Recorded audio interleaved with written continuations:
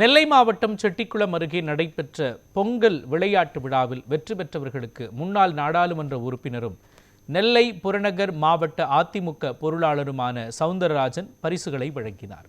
நெல்லை மாவட்டம் Chettikulam பண்ணையூரில் Mutharamman sports club சார்பில் 43வது பொங்கல் போட்டி நடைபெற்றது. 2 நாட்கள் நடைபெற்ற இப்போட்டியில் வெற்றி பெற்றவர்களுக்கு பரிசு வழங்கும் விழா நடைபெற்றது.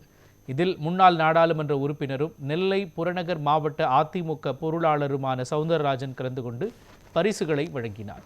இந்த விழாவில் முத்தாரம்மன் ஸ்போர்ட்ஸ் கிளப் தலைவர் முருகன், முத்தாரம்மன் கோவில் முன்னாள் தலைவர் ஆறுமுக நாடார், செட்டிக்குளம் அரசு மருத்துவர் வினோத் கண்ணன், கூடன்குளம் அணுமின் நிலைய மருத்துவர் ஹேமா, மாவட்ட இளைஞரணி இணை செயலாளர் ராமச்சந்திரன் உள்ளிட்ட பலர் விழாவில் கலந்து கொண்டனர்.